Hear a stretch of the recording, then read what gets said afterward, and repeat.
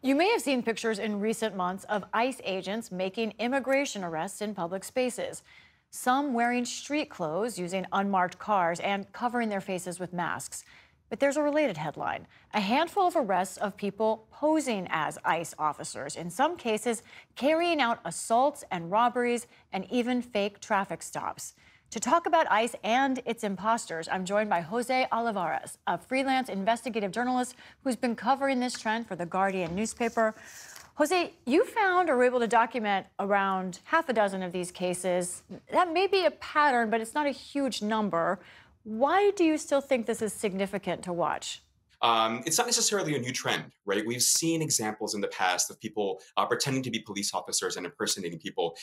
But I think the recent escalation by immigration officials throughout the country under the Trump administration has opened this door for criminals to take advantage and to prey on vulnerable immigrant communities that are afraid of these immigration enforcement actions, right? And I think experts are very worried that this rising trend of immigration officers wearing masks to conduct these arrests ends up blurring the line between who is actually an officer and who is a civilian who might be, taking advantage and capitalizing on this trend.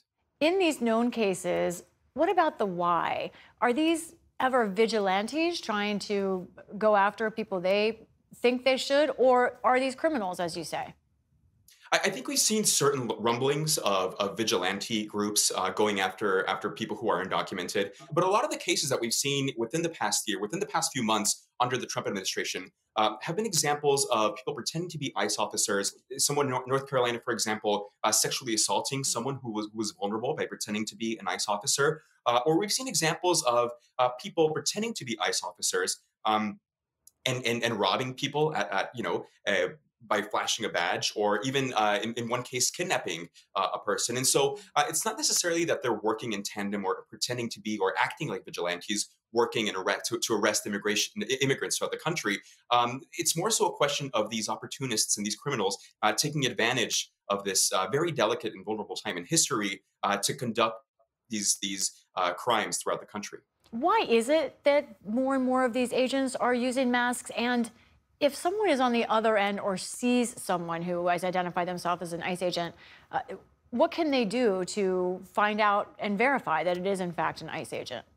As federal officers, there's no law, there's no regulation that bans or prohibits federal officers to wear masks. In fact, it's actually the opposite, right? The Department of Homeland Security says that it's so that these officers can protect themselves from people who might be doxing them or identifying them and potentially threatening them or assaulting them. But I think in a lot of cases, what we have to understand is that ICE as an agency is not a popular agency right now.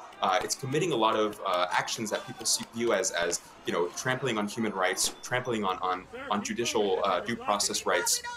And so a lot of these officers that we're seeing is we're seeing more and more officers wear masks when they're conducting operations, precisely because the agency is very unpopular. But a lot of people, they point to this and say, this opens the door so that there is less accountability for officers when they're conducting these types of operations. There are less transparency, and it erodes a certain trust between people and law enforcement agencies. Right? When ICE officers conduct large scale operations, they have to wear a certain badge that identifies them. Right? But that badge, there's no regulation saying how big the display has to be, right? It could just be a tiny badge on their shirt or on their belt, and that might be enough, right? And so it's difficult. And what we're seeing certain lawmakers push for legislation, introduce different bills to Congress, not just at the federal level, but also at the local and state level, that would require immigration officers to identify themselves when conducting certain immigration arrests. All right. Jose Olivares, thank you so much for your reporting. Thank you, Lisa.